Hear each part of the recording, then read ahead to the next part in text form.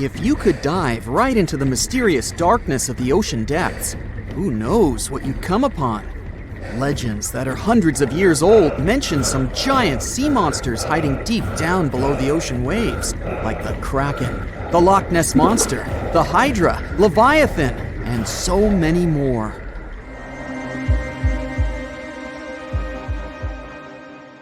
Okay, no one has ever seen such monsters, but there are still weird and unusually big sea spiders, squid, worms, and many other animals that grew way more than we'd expected.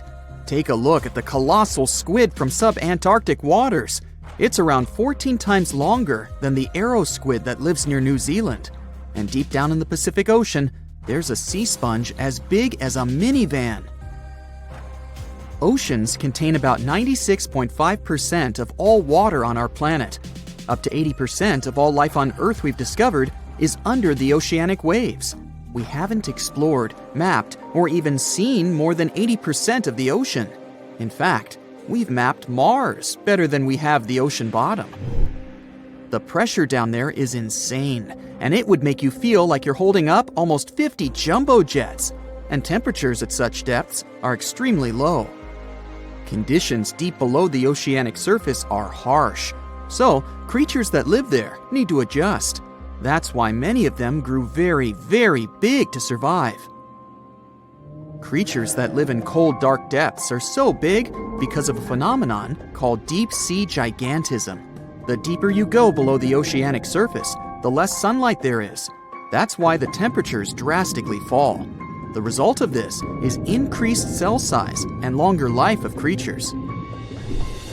Also, these creatures don't have as much oxygen as the marine animals that live in shallower parts, and their food sources are minimal. Much of the food they get comes from shallower waters, and only a little bit trickles down to the deeper parts.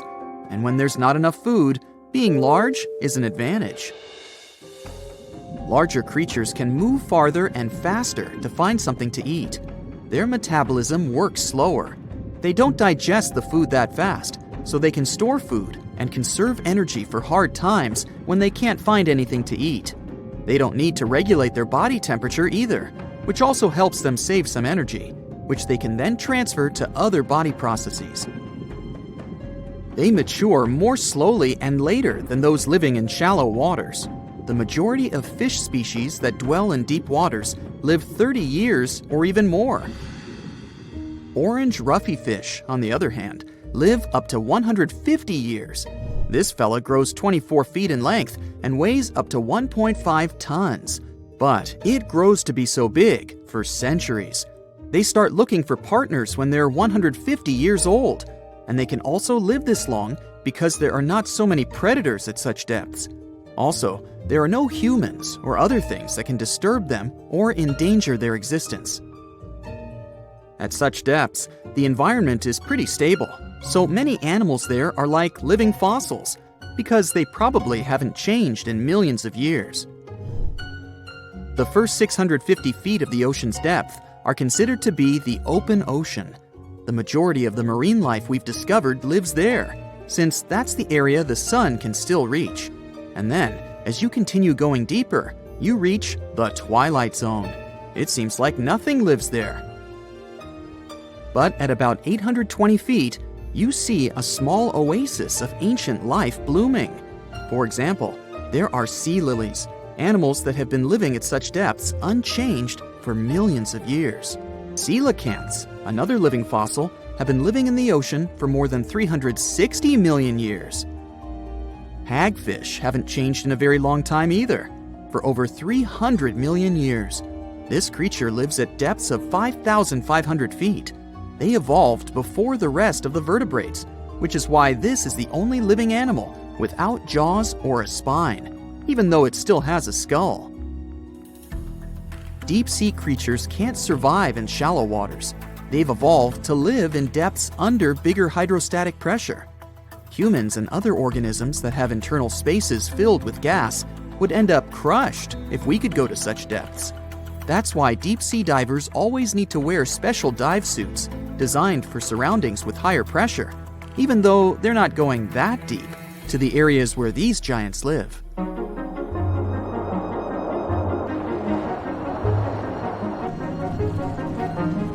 But near Antarctica, you can see gigantism way closer to the surface, like giant sponges, sea slugs, sea spiders the size of a dinner plate, worms, and even some enormous single-celled organisms.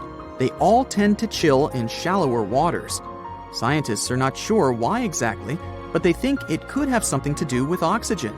Giant species use just a little oxygen, and the waters around Antarctica are pretty rich in it, which means there's hardly any limit to these animals growing bigger and bigger.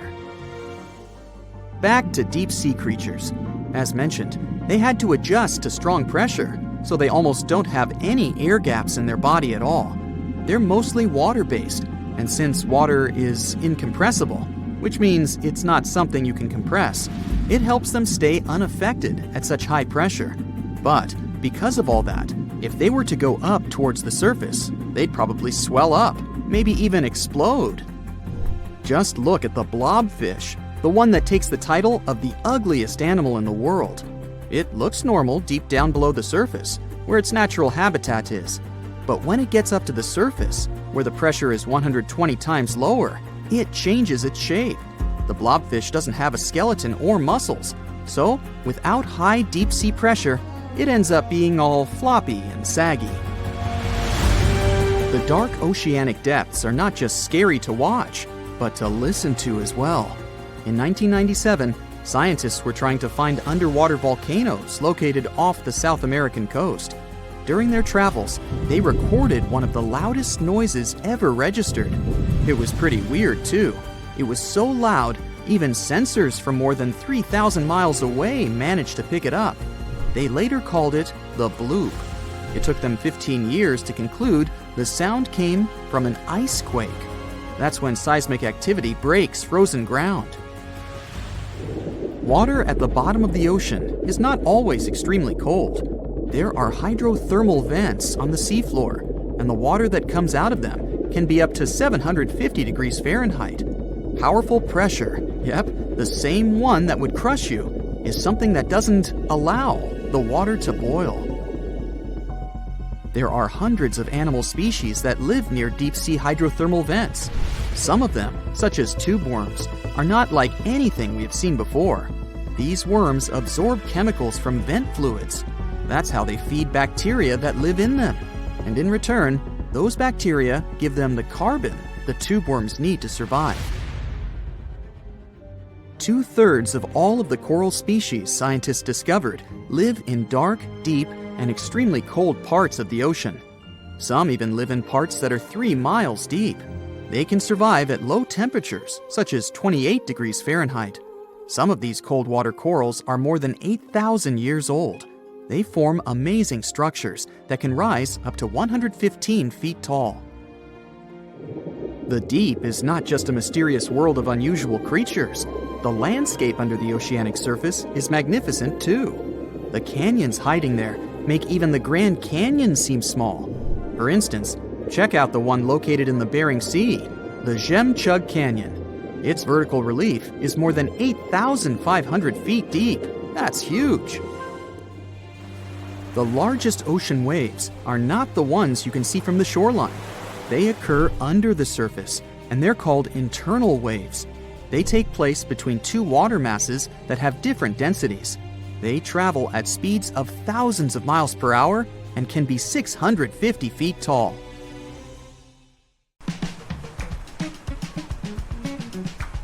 Can you swim? Good. Because you're going on a journey to the deepest point of the Pacific Ocean. Now, put on your flippers. The very bottom of the Mariana Trench is awaiting. Now, get in the water. Really, come on. All right. 1 foot underwater. That's the depth you can swim with no special gear like a mask. Hey, look, must be some tourists. Or whales. 10 feet underwater. That's a little deeper than the public pools and beaches around the United States. You can see colorful fish and even phytoplankton that feed on the sun's rays. 26 feet down. This is the depth at which the foundations of the floating city of Venice in Italy stand. Builders laid columns at that depth on which they later built houses and streets. 30 feet underwater. you start to feel a lot of pressure. When you're on the surface, you're under atmospheric pressure, 15 pounds per square inch. But here, at 30 feet, that pressure is doubled. All the air pockets in your body, like your lungs or ears, begin to compress from this pressure, giving you discomfort. But no worries, your organs are soft and elastic, so you can keep diving. 40 feet underwater. Oops, you're running out of air. An average person can hold their breath for 30 to 90 seconds. The current record is an incredible 24 minutes and 37 seconds. Gasp. Okay, you'll need some diving equipment to continue your descent. There you go. Thank you very much. Tourists dive to this depth to look at reefs and corals. You don't need special skills for that, but you can't dive any deeper without training or a license. 45 feet down. Be careful. There's sharks swimming here looking for food, like you. Sometimes tourists descend to this depth in a safe cage to see the sharks up close.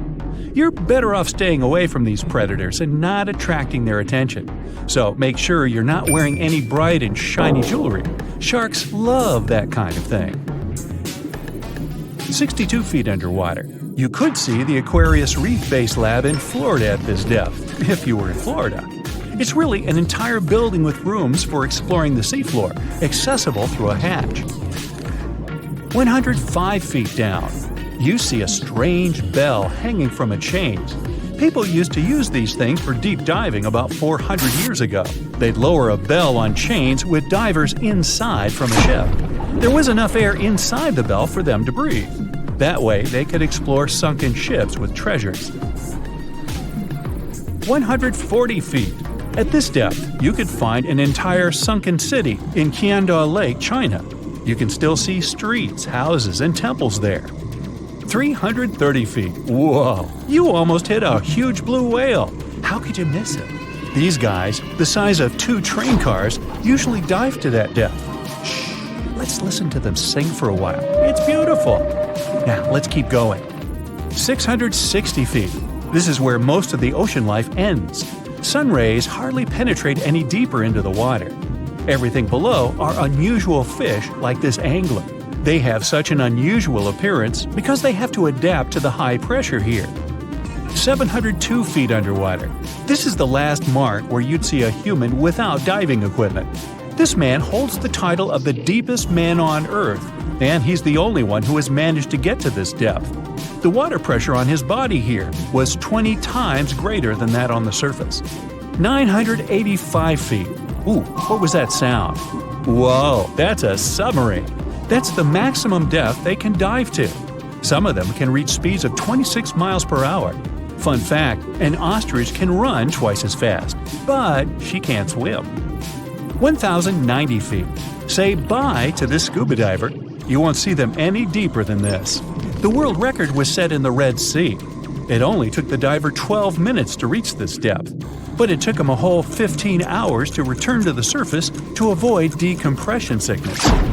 So now you get an atmospheric deep diving suit. It's completely sealed, and you won't feel the insane water pressure on your body in it. 1,454 feet.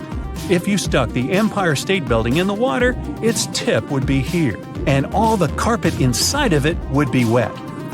2,300 feet down. The water pressure here is 70 times greater than on the surface. The flexible plastic parts of your suit can't withstand that kind of pressure. So here's some urgent delivery. It's an ultra-deep submersible. Now you can continue your dive all the way down. 2,717 feet. Here you'd see the tip of the tallest building on Earth, the Burj Khalifa. All right, who's sinking all the tall buildings around here? 5,387 feet. This is the depth of one of the oldest and deepest lakes in the world, Lake Baikal. Its area is slightly larger than the entire country of Belgium. 8,040 feet. That's the record depth the Perdido oil platform reaches in the Gulf of Mexico, and its above-water part with 3 decks is almost as high as the Eiffel Tower. 11,962 feet. This is the average depth of the Atlantic Ocean. You can see a huge tube as wide as a giraffe's neck, and it just seems to be endless. True, this cable connected Europe and North America and used to serve for telegraph communications. 12,303 feet underwater. Suddenly, in the darkness, you see the outline of a ship. No way! That's the Titanic itself. The intense water pressure would crush a person at this depth, so you can only dive down to the Titanic in a submarine. 13,123 feet. Whoa! Here would be the end of the deepest mine in the world, Impanen Gold Mine in Africa. But you still have deeper places to go. Let's speed up. 20,000 feet. Here you can see the deepest debris of an old ship. The USS Johnson sank more than 70 years ago. You can still clearly see the number 557 on its bow. 26,200 feet. Here, in this total darkness, you'll find the deepest fish in the world, the Mariana snailfish. They're as long as a domestic kitten and have almost transparent skin. Their eyes are poorly developed for vision because the sunlight never reaches this deep. 29,030 feet. If you take Mount Everest, flip it over, and stick it into the Mariana Trench, this is exactly where you'd see its tip. Even though this is the highest point on our planet, you'd still have a lot deeper to go. 35,755 feet down. Here, in the Challenger Deep, you'd still see life. You'd need a microscope for that, though. Bacteria living here feed on organic molecules, similar to oil. A little deeper? Congrats! You've touched the bottom. It's 36,070 feet deep. The pressure here is 1,071 times higher than on the surface. But you're not the first person to have been here. One of the last expeditions to the bottom of the Mariana Trench was in 2012. An American filmmaker descended here in a submarine he designed himself. But the pressure broke some of the engines, so it was hard for him to maneuver here. The sonar was also damaged, and some of the batteries drained. He was in the Challenger Deep for about 3 hours and took many pictures and videos. If you look closely at the bottom itself, you can see bubbles. It's carbon dioxide and liquid sulfur. It's freezing here because of the extreme pressure and temperature close to freezing. But there's still life here in these harsh conditions. The 3 microorganisms are most common here: xenophyophores, amphipods, and small sea cucumbers. There's so few of them because they don't have enough food down here. Usually, there's a lot of palm leaves on the ocean floor, which get there from the land. But the Mariana Trench is 124 miles from the nearest islands. So the only food here is old plankton and fish scales from the ocean's upper layers. But it needs to travel tens of thousands of feet to become food for the bottom dwellers. But can you go even lower into the crust of the Earth? Well then, you'll need to unleash your giant drill and fire up the jet engines. You're pushing another 36 miles through the Earth's crust, and here is its edge. You've entered the upper mantle. It's an ocean of hot lava, 1,800 miles deep. You have to literally swim through this, reaching the outer core, another 1,400 miles deep. Then you reach the inner core, another 755 miles, and congrats! You're at the very center of the Earth. I hate to ask, but how do we get out of here? There is a place deep in the ocean where pressure is 1,000 times stronger than that we're used to at the surface. This force is enough to turn an unprotected human into dust instantly. Well, maybe more like mud. Anyway, that's why explorers need some serious preparation and equipment to survive in such extreme conditions down in the Mariana Trench. It is as wide as 20 national malls in Washington, D.C., and about 1/5 as long as the diameter of Earth. People who went all the way down describe it as a chilly, quiet, and very peaceful place. They saw a bright blanket of red and yellow rocky outcrops, and there was a whole variety of unique, small, translucent animals. The popular myth is that more people have gone to the moon than to this deepest place on Earth is not true, though. In total, 24 humans flew to the moon, and at least 27 brave souls dove down to the Mariana Trench. Most of them were explorers and not proper scientists. They just go there for the thrills and also to collect video evidence of different wildlife, geological formations, and human-made objects. Humans started traveling around space and into the ocean depths at around the same time. The first moon landing was in 1969, and the first person to go down the Challenger Deep the deepest part of the Mariana Trench, did so in 1960. This unusual location got its name after the British ship HMS Challenger, which first located this massive drop in the ocean floor at the end of the 19th century. It would take 8 more decades before the first human went down to it. Explorers didn't manage to do it in a conventional submarine. They used a type of submersible called a bathyscaphe. The Swiss oceanographer Auguste Piccard designed his own in 1953. 7 years later, the submersible managed to do the impossible. It had reached a depth of nearly 36,000 feet. But what explorers saw was merely a fraction of the trench's full size. The fact that it is so huge of the Mariana Trench is just one of the reasons why it's mostly unexplored today. The absence of light is another major issue. Sunlight is incapable of reaching such profound depths, so the entire trench from top to bottom lies in absolute darkness. Because of such conditions, the ecosystem is a lot different than the shallower regions of the Pacific. This puts immense pressure on marine wildlife. Yeah, the pun is intended. Another reason why it's so challenging to survive there is the temperature. Water freezes at 32 degrees Fahrenheit. At the bottom of the Mariana Trench, the ocean is just a couple of degrees above freezing. One of the factors that hasn't let this area turn into a giant icicle is the fact that salt water has a slightly lower freezing point. The other reason is geothermal energy that warms the ground at the bottom of these just enough for it not to freeze. That's why submersibles need to have proper insulation to navigate these icy conditions. When they reach the bottom, researchers find out that this desolate and harsh climate is home to several animal species. They encountered arrow-toothed eels, snailfish, and spoonworms at various depths. There were even strange-looking translucent sea cucumbers and shrimp-like amphipods. The biggest surprise was microbial mats thriving on methane and hydrogen from the mud.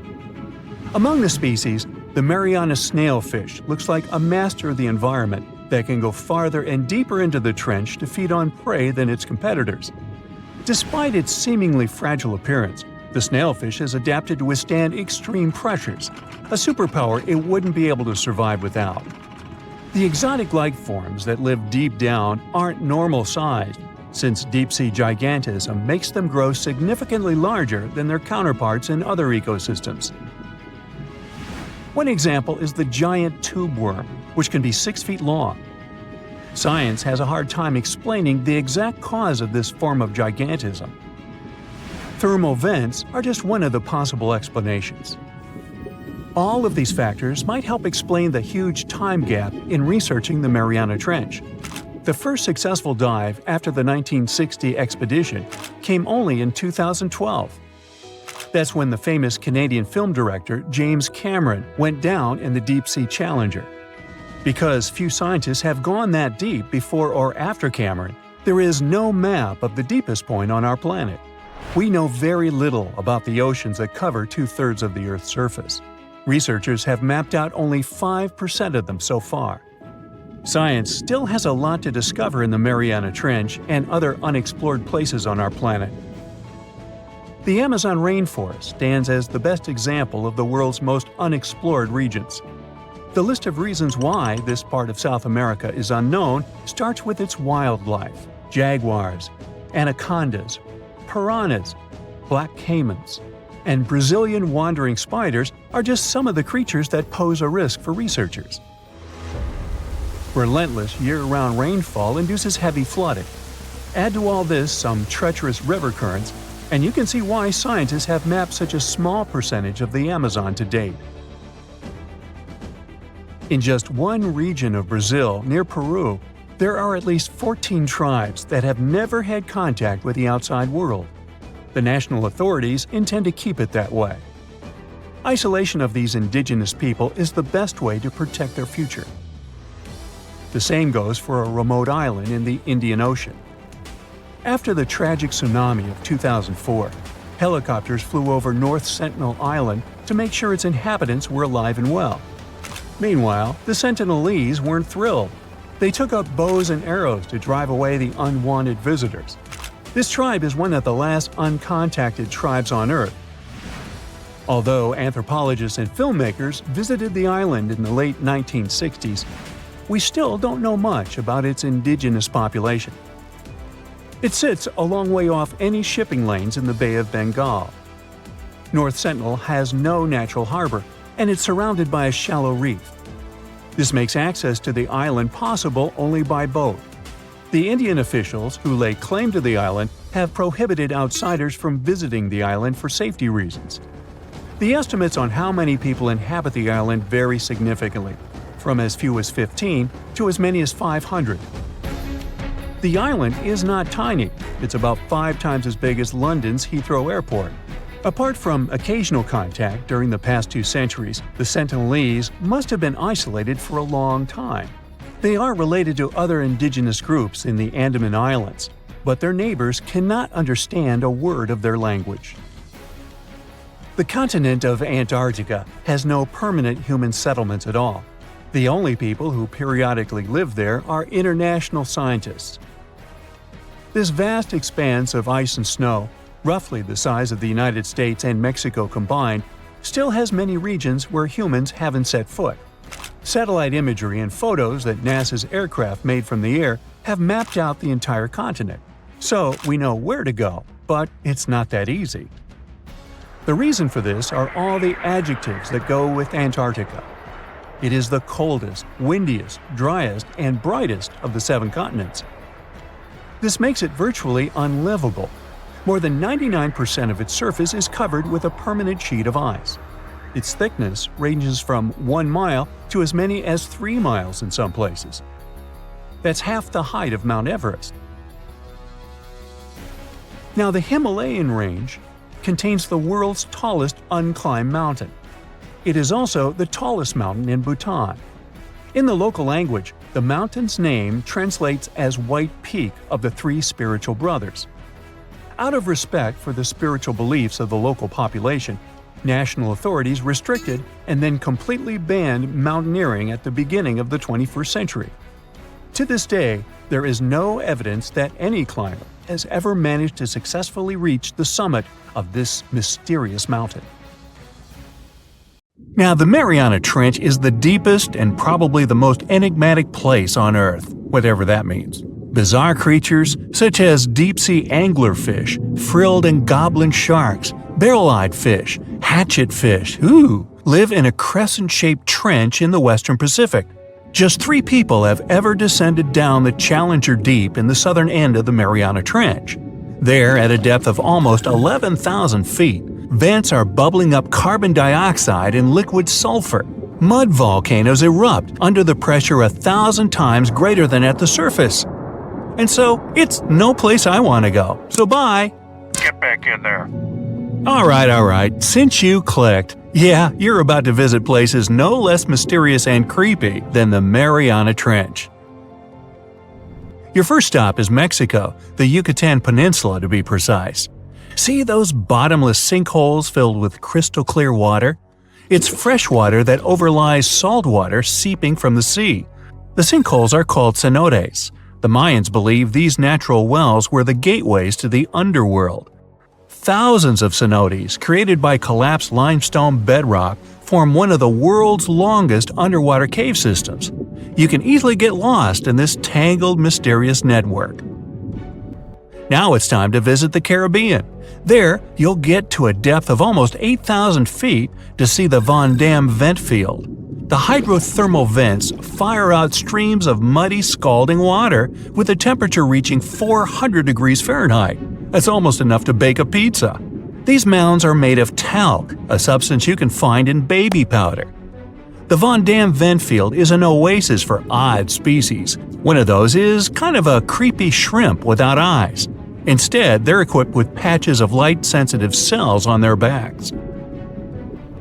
Now, you don't have to travel far away. The next enigma on your list is also in the Caribbean. Just off the coast of Belize, there is a giant sinkhole. It's also blue. Yep, that's the Great Blue Hole.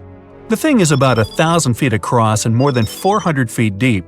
Once, a long time ago, this hole was a cave until rising waters filled it, making it collapse in on itself. The deeper you descend into the Great Hole's crystalline waters, the darker it becomes. You see tons of stalactite-filled caves, but don't even try to enter them unless you want to get hopelessly lost. Once you reach a depth of 50 feet, you notice the water shimmer.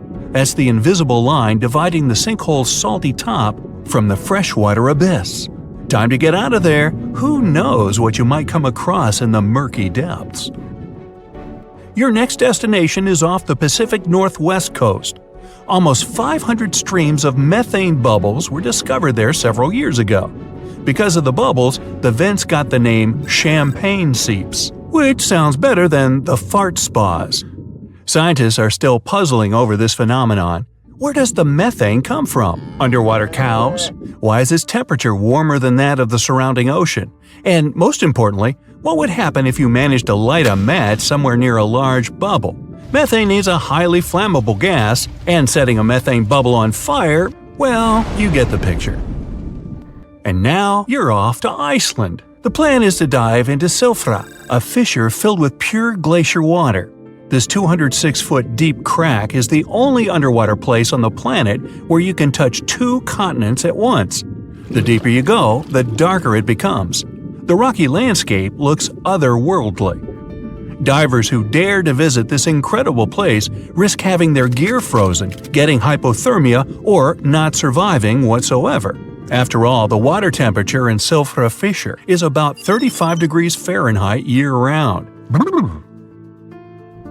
Your next destination is Scotland. Okay, cue the bagpipes. If you dive in the Gulf of Corryvreckan, a narrow strait between 2 islands, you'll see massive underwater rocks and deep holes. They create the 3rd largest permanent whirlpool on the planet, the Corryvreckan Maelstrom. The water moves through the strait at breakneck speed.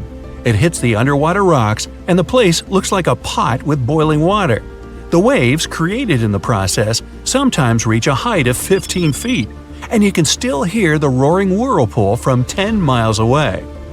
It's believed the Corryvreckan Maelstrom has swallowed dozens of sailors over the centuries. They were caught unaware by the ferocity of this natural phenomenon and pulled underwater in the blink of an eye. Okay, enough bagpipes. Your adventures are getting more and more extreme. You're heading for Antarctica. There, in the Southern Ocean, you'll find the Ross Sea Ice Shelf. Say that 5 times real fast. Later, not now. It's roughly the size of Spain, with the ocean underneath containing as much water as the North Sea. Once, scientists drilled all the way down through this enormous chunk of ice. Imagine their astonishment when they found life in those extreme conditions. The researchers came across dozens of mysterious species not known before.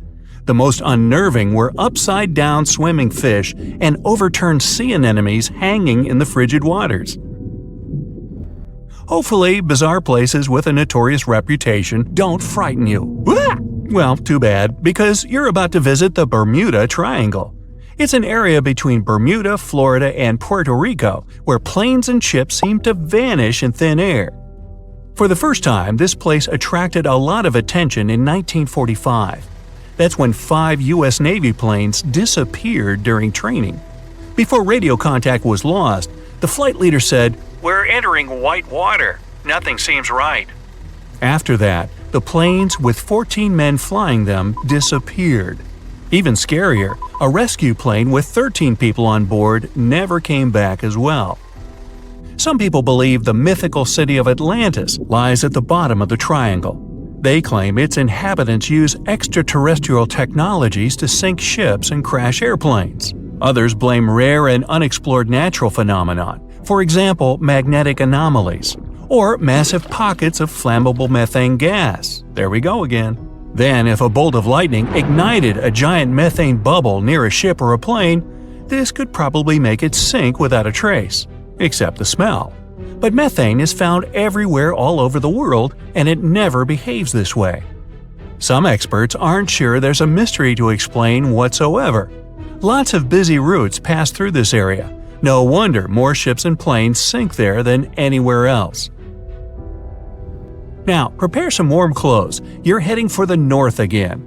Your destination is Cape Desolation in Greenland. Nice place.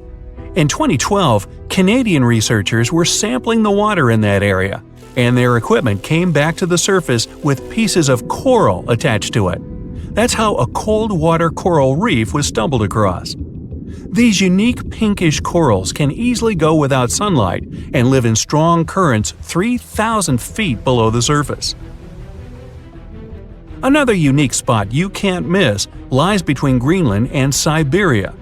The Gakkel Ridge is the deepest and most remote portion of the global mid-ocean ridge system. In some places, it reaches the depth of more than 3 miles. It's only natural the darkest corners of this underwater world remain unexplored. Fascinating chemical reactions happening at the bottom of the ridge produce hot fluids rich in minerals. They spew, like freshmen at a rush party, from seafloor vents. And since these vents are isolated from the rest of the ocean, they're hot spots for bizarre creatures found nowhere else in the world. Your next stop is just off the coast of Cuba. Circular columns, paved floors, symmetrical stone structures. That's what the Cuban underwater city looks like. What happened there? Why was a large city abandoned at a depth of more than 2,000 feet? Lots of people believe those are the ruins of a long-forgotten civilization. But scientists have their doubts. They claim the lost city is nothing but a natural phenomenon that appeared about 5 million years ago. The disc and donut structures often appear around the areas of the seafloor where natural gases break free. Again with the gases. When you come to visit the Sargasso Sea in the middle of the North Atlantic Ocean, you won't find its shores. Instead, it's surrounded by powerful ocean currents. These are the same currents that turn the sea into a gigantic convention for dense brown seaweed. In the 19th century, a French ship was discovered in the Sargasso Sea. Its sails were set, but not a single crew member was on board. This mysterious disappearance made people believe the seaweed was carnivorous. The Sargasso Sea is indeed a weird place. It's always eerily calm and unnaturally warm, even though it's surrounded by the churning, freezing waters of the Atlantic Ocean. Could one of these bizarre places become a home to the largest marine predator ever, the megalodon? The giant shark's teeth, some larger than an adult man's hand, have been found pretty much all over the world.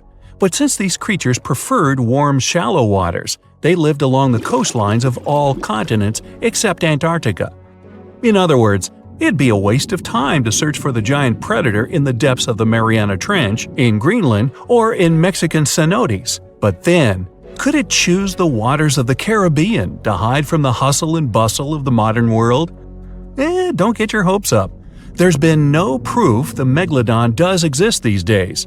It wasn't a shy, elusive animal, and still, no one has seen this shark lurking around recently. Not even near the fart spas.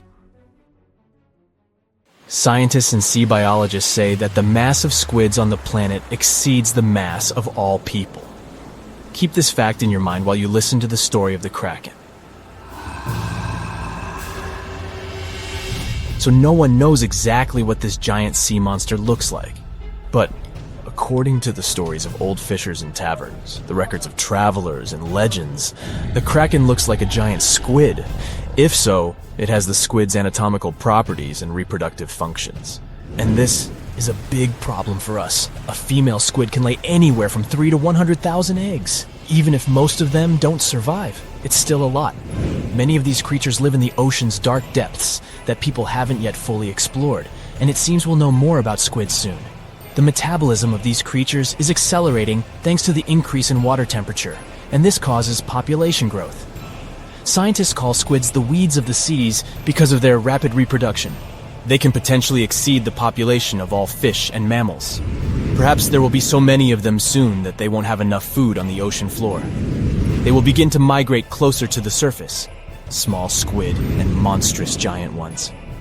There may be a kraken among them, or a few, or even tens, hundreds of thousands. And if this happens, humanity and all animals on Earth will face a huge problem. As the kings of nature, people can easily invent poison to destroy krakens.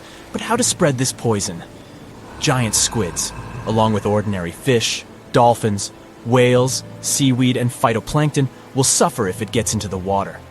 More than half of the world's oxygen is produced by the ocean.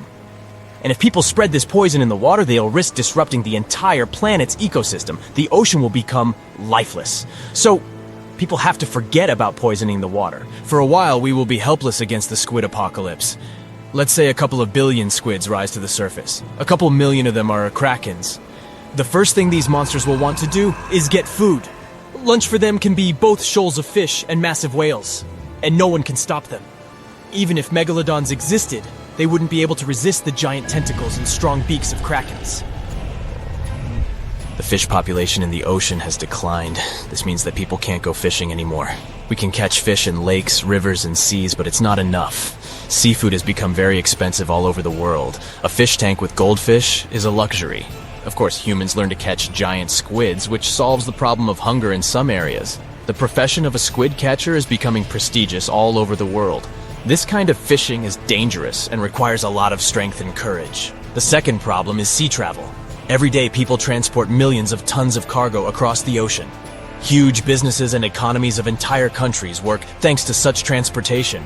But now, krakens swim close to the surface and make any voyage dangerous. One monster can quickly destroy a small ship. 10 or 20 krakens are able to sink a giant cargo vessel. This leads to a reduction in logistics chains. Communication between continents is now maintained by air. The number of flights is increasing. Plane tickets are rising in price. Travel is becoming too expensive.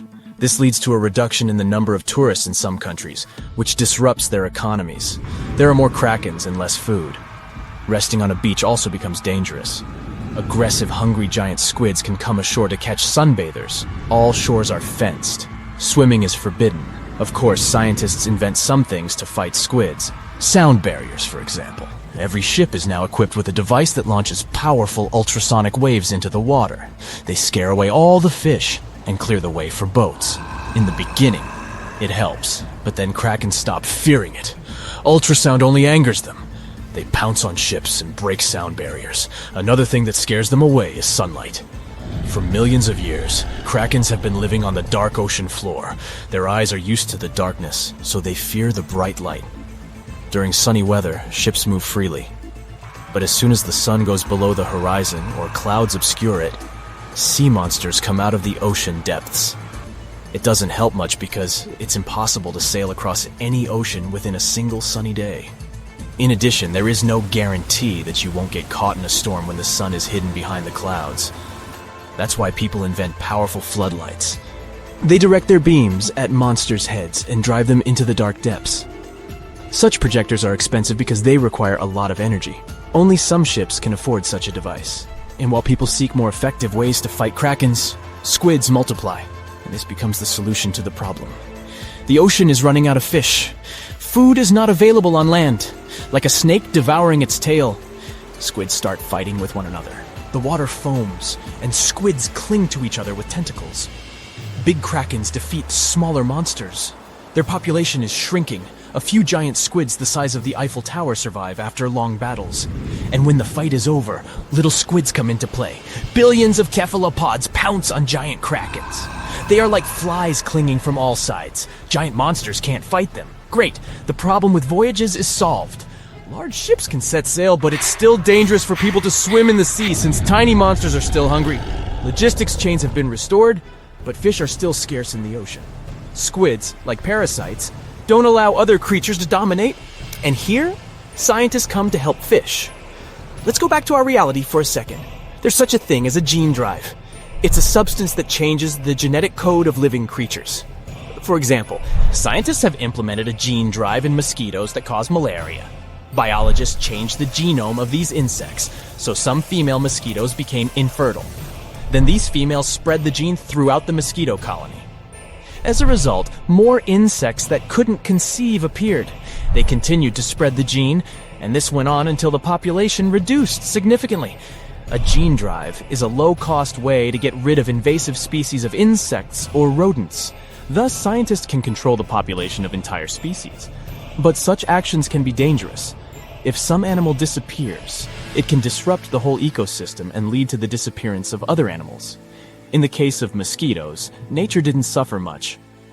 So scientists use a gene drive against squid. But why couldn't they do it from the very beginning? Ordinary squids didn't pose a threat, and their average life expectancy is from 3 to 5 years. If scientists had launched a gene drive, then in 7 years all small squids would have disappeared. But it wouldn't have worked with krakens. According to myths and legends, one such monster can live for several hundred years. Now, when small squids have solved the problem with large ones, a gene drive comes into play. It takes several years to get rid of the squid. The ocean ecosystem begins to recover. People take fish and marine mammals from seas and rivers and transfer them to the ocean. The population of whales, sharks, octopuses, salmon, and hundreds of thousands of other species is growing.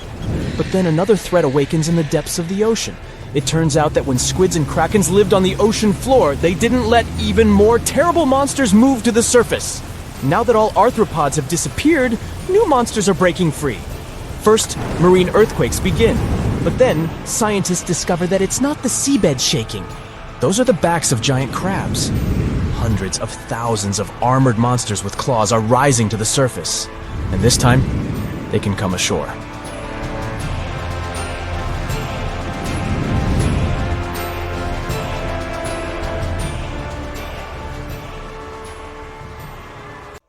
It's one of the most intriguing locations in the world.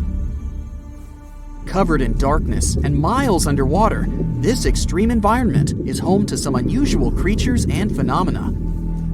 It's called the Mariana Trench, and it's the deepest oceanic trench on Earth. No wonder it's been so difficult to explore.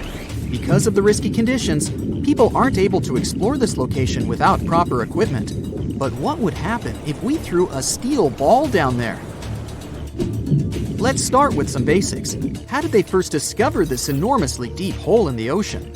HMS Challenger identified it back in 1875. The ship had some pretty fancy sounding equipment for its time, but it wasn't nearly good enough to be able to fully explore the trench.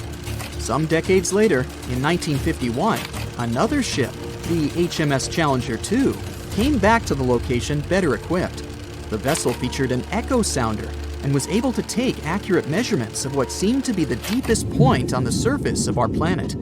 If you were to look at it in 2D, you'd see the trench measures 1,500 miles in length and 43 miles in width on average.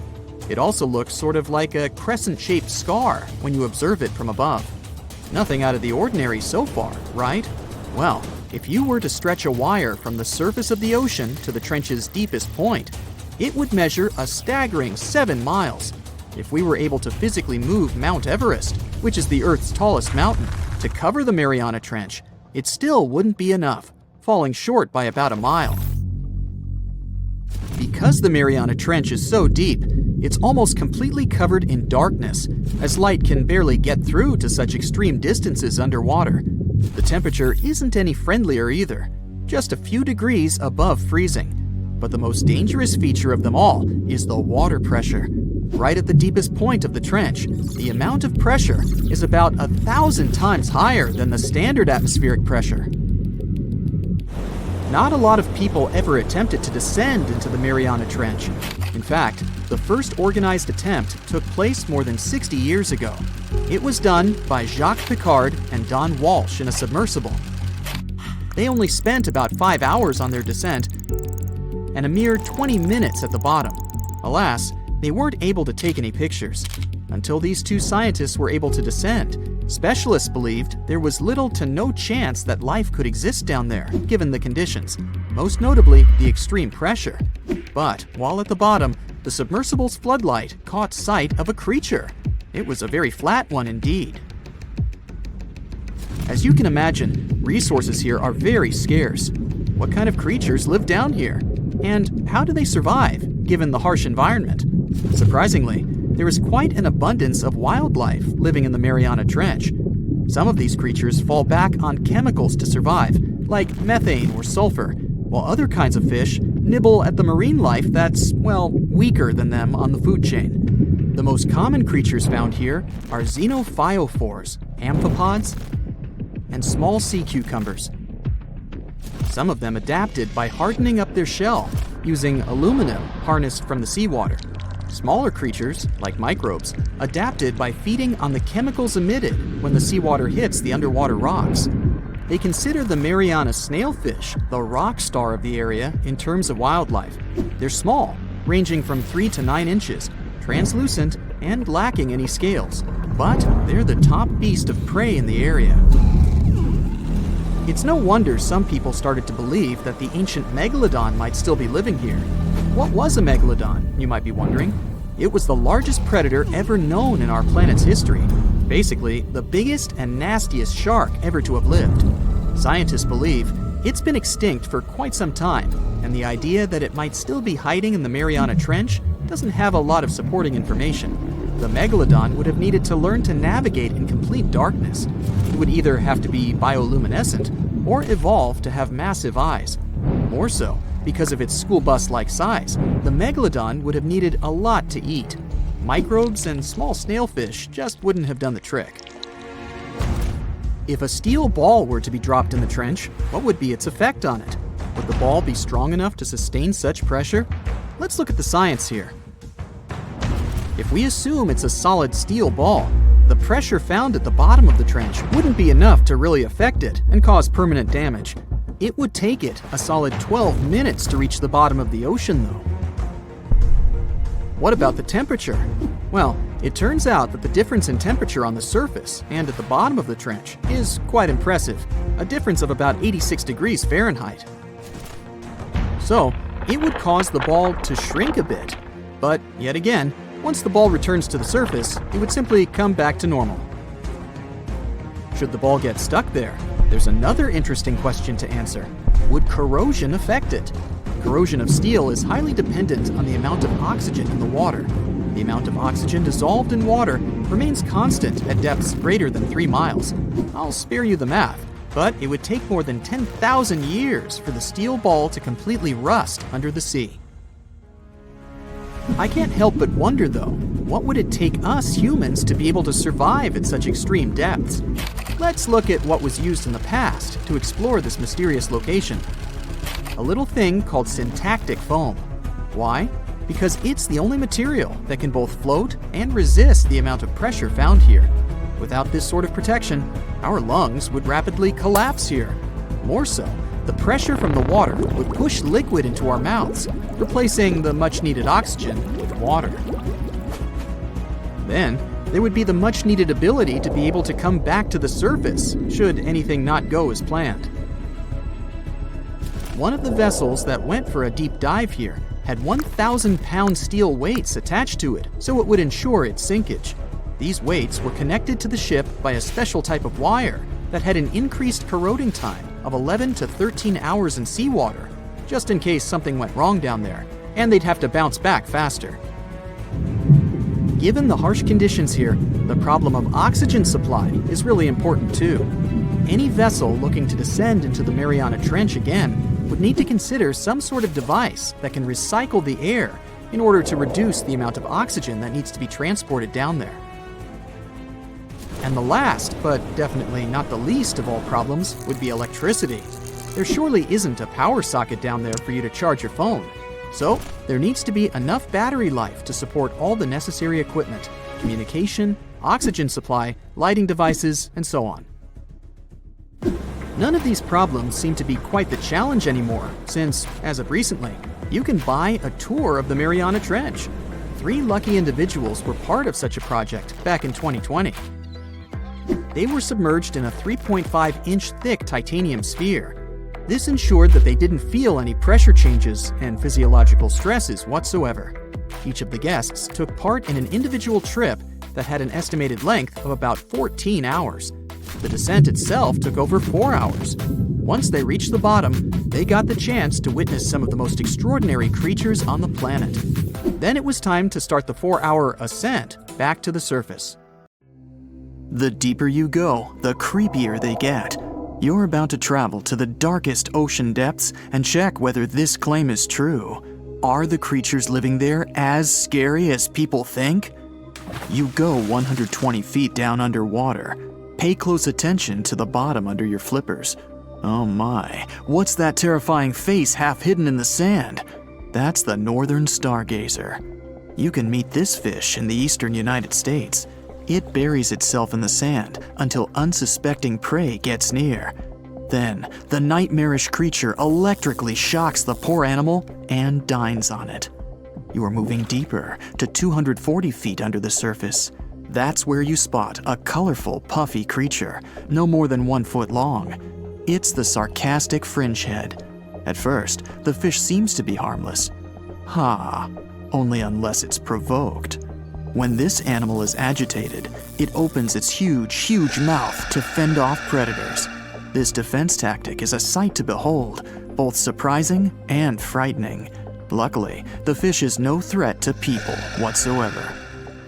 The creature you see next can comfortably live in shallow waters, but you meet it at a depth of 900 feet. You don't even need to wonder why the animal's called the Game of Thrones brittle star. Unlike starfish that slowly crawl across the seabed, this creature moves fast. It wriggles its long, flexible arms to get from point A to point B. Its body is protected by a hard calcium carbonate shell. Also called snake stars, these creatures are tiny and easily fit in nooks, cracks, and small crevices in rocks. At a much greater depth of 2,000 feet, you come across the giant squid. For a long time, it was thought to be a creature from legends rather than a real animal. The giant squid was first caught on camera in 2001, and it's exactly as big as its name implies. The creature's eyeballs are the size of soccer balls, and the squid itself can weigh up to 600 pounds. Almost 3,000 feet below the surface, you get spooked by another creepy-looking animal.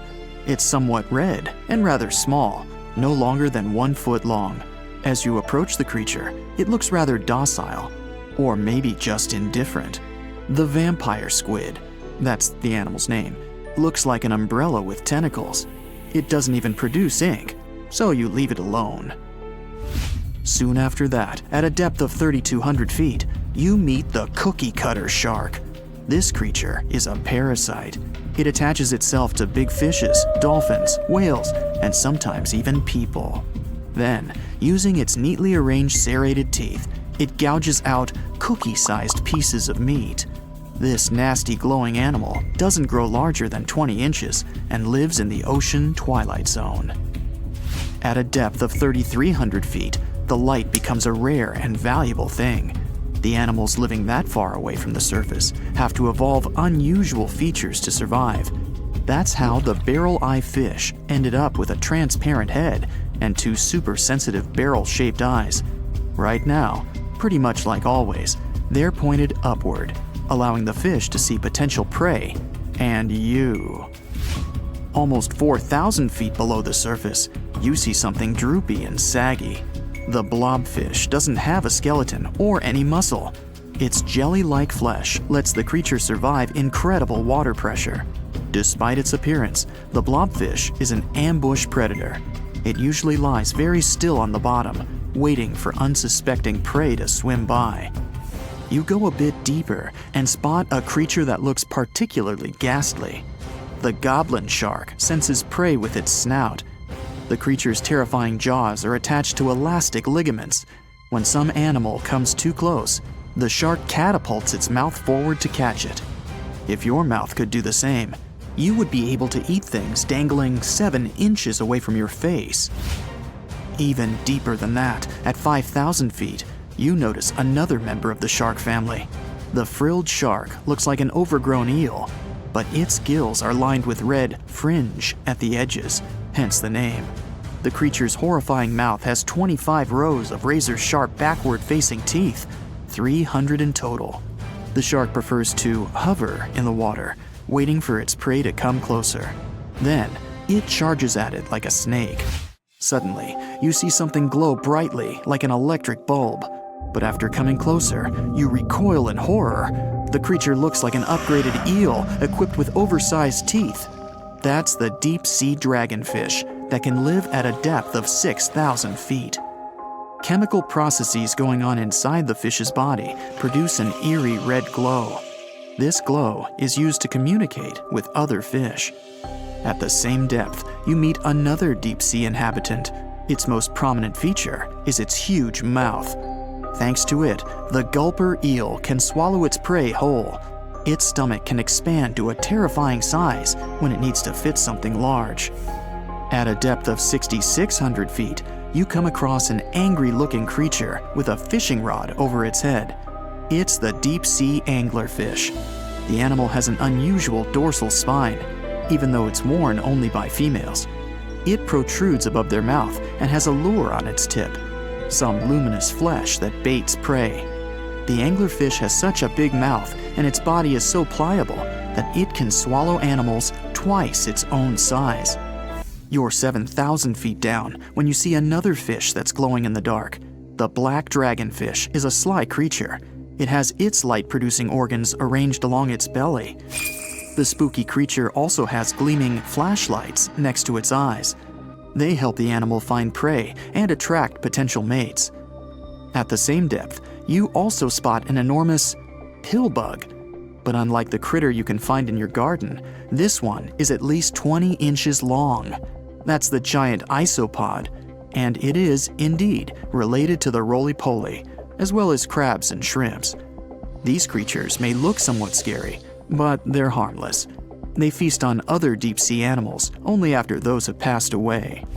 At a depth of 13,000 feet, you notice the ocean floor has become a bit fluffy. That's because it's covered with zombie worms. These creatures rarely grow to be more than 2 inches long, and still, they can break down fairly large animals, so strong the acid they produce is. The worms' feathery appearance makes them look like plants, but the truth is, these creatures munch on rock-hard bones of the world's largest animals, such as whales. The grid-eye fish almost scares you out of your mind soon after that. This creature has a pair of large greenish oval plates on the top of its head and no eyes whatsoever. Experts believe that these bony membranes detect light coming from predators, saving the fish's life. You're now 3 miles down below the surface, and that's where you spot something bizarre on the bottom. It's definitely a fish, but it's standing on the ocean floor on 3 long, rigid legs. Ah, it's the tripod fish. Curious rather than scary. This creature has adapted to the almost complete darkness by giving up on its vision. It has to rely on vibration and touch to sense prey. And then, the fish uses its fins as hands to transport food directly into its mouth. You don't have time to go any deeper before you spot the faceless fish. This slightly off-putting creature has no eyes, and its mouth, smiling a Mona Lisa smile, is underneath its body.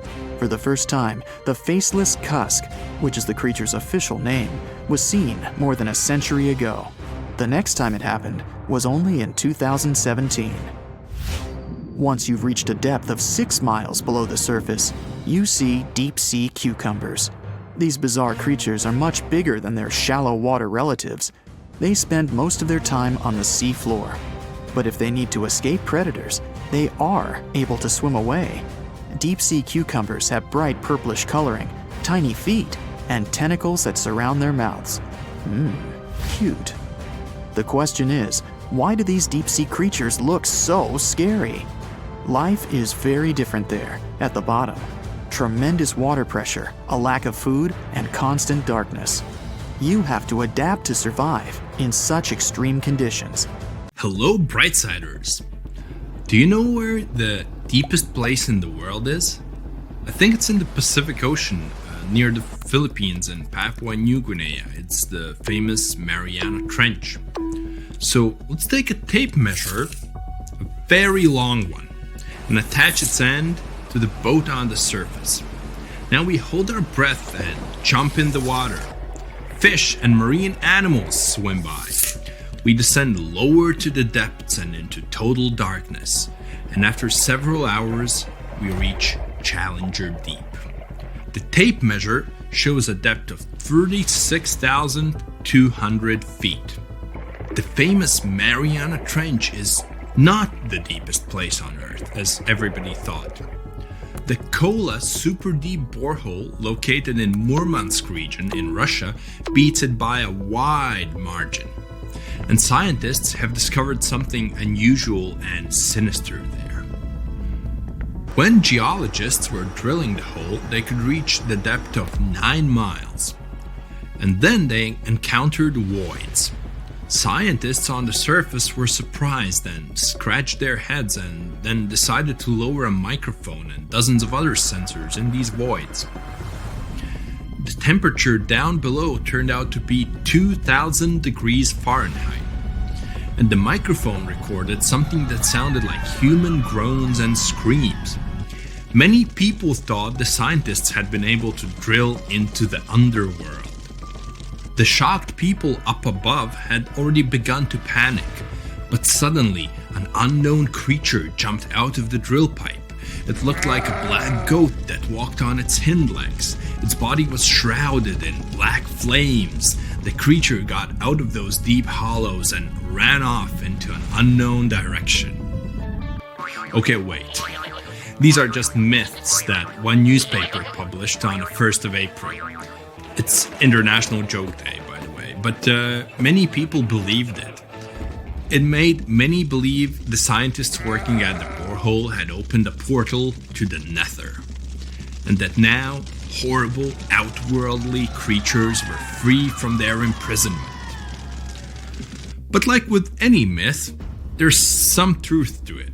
The deeper the scientists drilled, the higher the temperature got. At 3 miles deep, it was 160 degrees. At 4.5 miles, it was 250. And at the maximum depth of 7.5 miles, the sensors recorded a temperature of 413 degrees.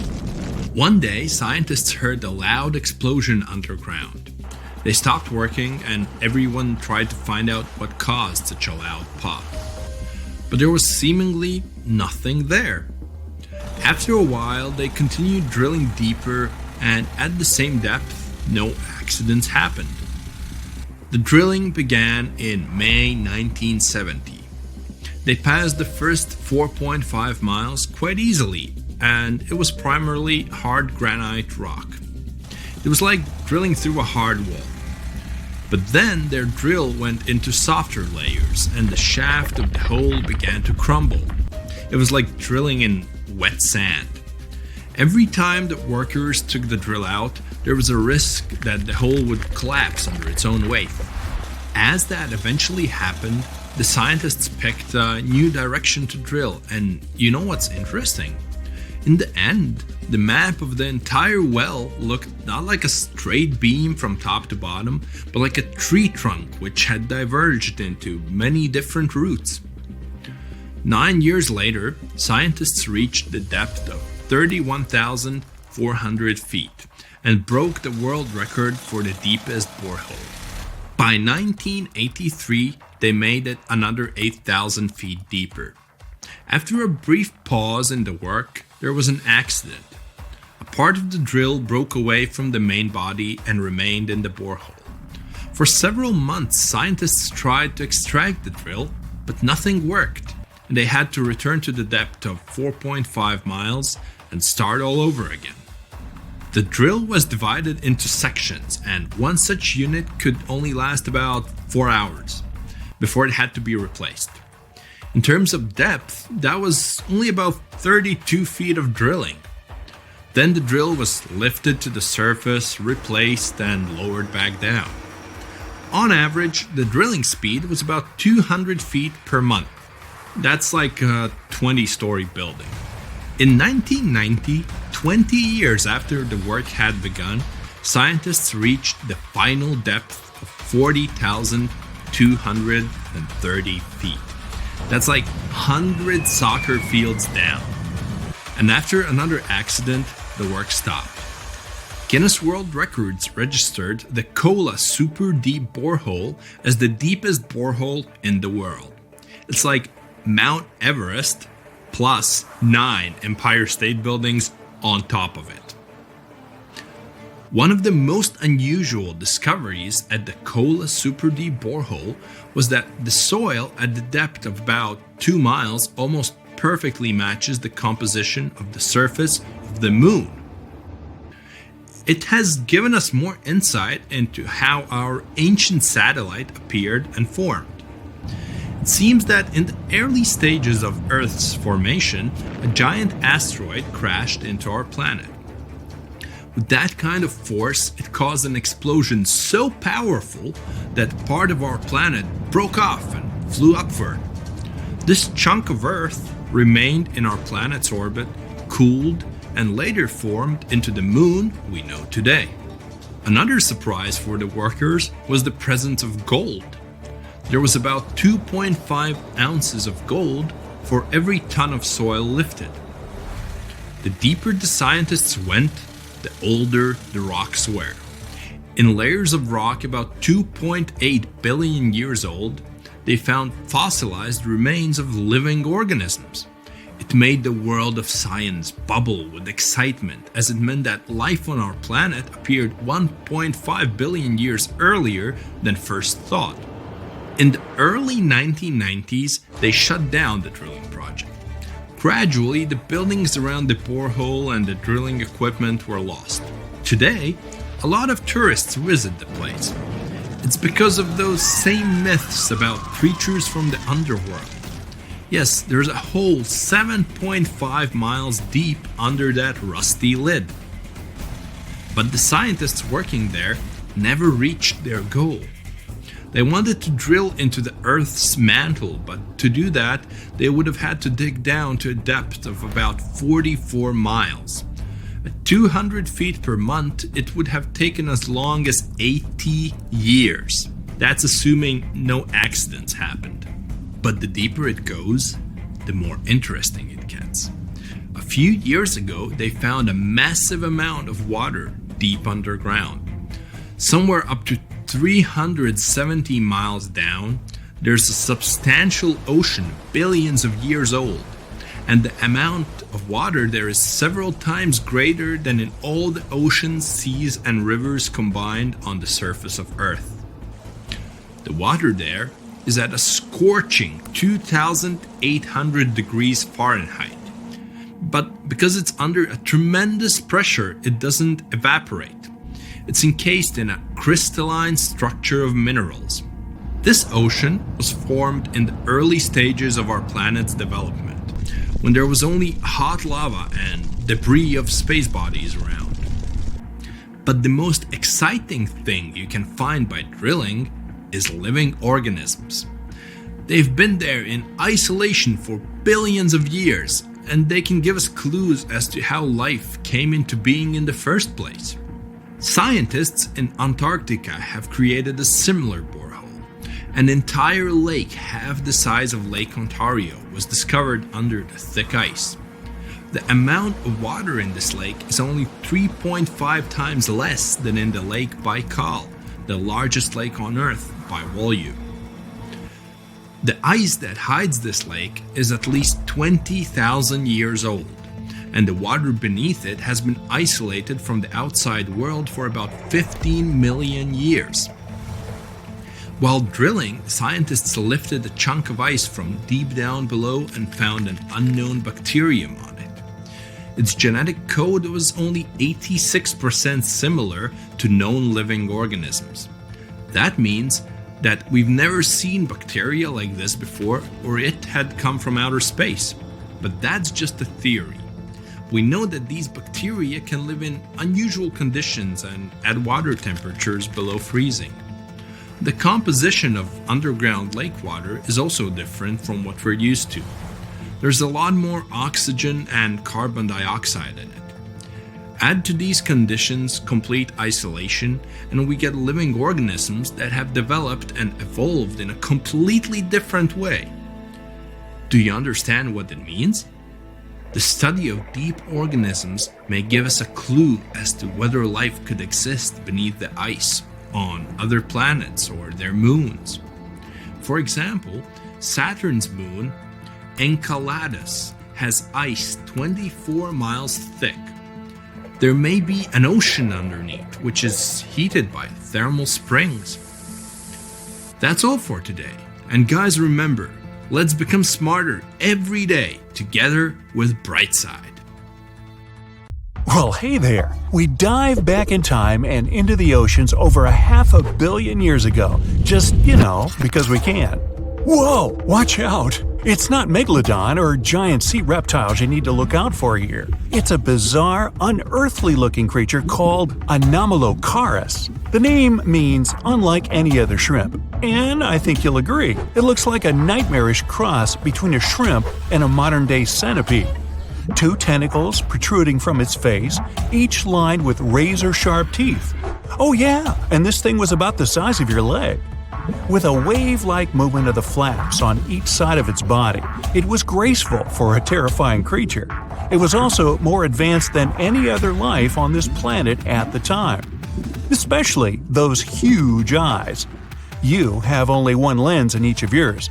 This giant shrimp had 16,000. That's 4 times more than a common housefly.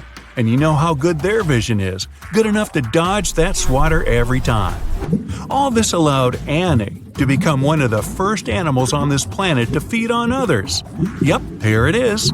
Earth's first hunter. Its favorite meal? Trilobites. Hey, try a bite. Those are the ancient ancestors of crabs. Some of their fossils have marks on them in the same shape as the monster shrimp's mouthparts. Terrors of the past like this got to be so giant thanks to more oxygen in the atmosphere. A perfect example of this, Meganeuropsis. Imagine a dragonfly. Now make it as big as a cat, and with a wingspan longer than your arm. Megan, the monster-sized dragonfly, could easily grab other insects or even small animals, and she ruled the air with quick movements. Back then, there were still no large birds or other airborne enemies for this behemoth bug, so it was safe and free to grow as large as this planet would allow. Piranhas of the past were also jumbo-sized. Mega piranha was about 3 times the size of the river terrors we have today. Its bite force was about the same as a tiger's, and those striped kitties bite down 2 times harder than lions. That means it probably not only dined on other fish and any land creatures that, got too close to the water, but it could also easily crunch down on large turtles and other unlucky shelled creatures. And fun fact, modern-day piranhas bark like dogs when they're about to enter a confrontation. It actually sounds more like a frog's ribbit. But makes you wonder, what did this mega-sized ancient cousin sound like? A bear roaring? How about giant sea scorpions the size of your bed? Go back about 460 million years and you'd see them swimming under you. And watch out for that tail. Scientists still don't know if these creatures could use it to inject venom like your standard land scorpion, but something tells me I wouldn't want that thing anywhere near me. Then there's this guy, Therizinosaurus. Terry looks sort of like a goose with long arms.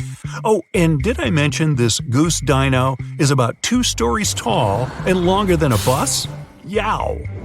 Its arms make the T-Rexes look even more bite-sized, each 8 feet long, almost triple the length of T-Rexes. And on the end, razor-sharp claws the size of your whole arm. Now, don't worry about those lengthy claws too much, though. Terry probably used them to cut through giant termite nests. So, this huge reptilian goose was more interested in eating bugs and plants. Another mega monster for you, Megatherium. The giant ground sloth could look a giraffe straight in the eye and weighed as much as a hippo. It moved mainly on its hind legs and used its massive tail as support. He had huge paws with colossal knife-sized claws. The sloth could use them to defend itself from enemies and to bend tree branches in search of food. But the biggest danger to the giant ground sloth wasn't dinosaurs or saber-toothed tigers. It was our own species. Yep, humans showed up just in time to meet this fellow and to, eat him up. Titanoboa was a terrifying 50-foot snake, as long as the great megalodon itself. It was also more than 2 times heavier than the heavyweight champion among snakes today, the green anaconda. Crocodiles were a regular on this serpent's menu. Titanoboa could swim 3 times faster than the fastest Olympic swimmer our species has ever seen. It was quicker and more dangerous in the water than outside it. And don't forget the boa part of the snake. This massive snake wasn't venomous. Instead, it liked to squeeze. Remember that giant shrimp from earlier? Well, Opabenia looks like its teeny tiny finger-sized cousin. And instead of two toothy tentacles, this thing had a vacuum hose coming out of its face. On the end of that trunk, what looks like a single crab claw. Add 5 eyes and a mouth under its head, and you've got a recipe for something not of this planet. Only it is. This creature used its trunk like an elephant does. Its claw grabbed food from the bottom of the ocean and brought it up to its mouth. This thing is so weird-looking that, apparently, when the scientists who discovered it presented his findings to an audience, they all laughed as if he were joking. Now, a real-life monster, the Tully monster. From a distance, it looks a bit like Nessie, that long neck and teeth-lined jaws. But get closer, and you'll see it's more like a long nose with a mouth attached at the end, like a mosquito. Its eyes are further back, sticking out of tubes all snail-like. Tully was an ancient mollusk, about the size of your forearm. It probably dined on jellyfish and shrimp 300 million years ago. Thylacus smilus will put a smile on your face as long as you don't get too close. No, it's not a relative of the saber-toothed tiger. It was a marsupial, making it more related to a kangaroo than anything. And if you compare them to body size, its fangs were actually longer than a saber-toothed tiger's. And they grew continuously. As for that beard on its chin, that's actually all chin. The lower jawbone grew down to a point under the mouth. Those fangs were rooted to the skull, going way back to its eyes. When the mouth was closed, that bony beard protected the long, sharp teeth from breakage. Staganapolis, not to be confused with Minneapolis, might look like a big crocodile with a squished-in snout, but it was mostly harmless. Its small head and very few teeth meant the reptile didn't have much to work with when protecting itself. That's what all those armored scales were for, and no need for huge fangs or long rows of razor-sharp teeth when you're a plant eater. That beak-like tip on its nose allowed the stag to dig up plants. So, really, this reptile was more like a 10-foot scaly pig than a croc. Basilosaurus was a type of ancient whale that lived on our planet about 45 million years ago. Not quite as long as a blue whale, but this guy was still big enough to munch down on other whales and even sharks.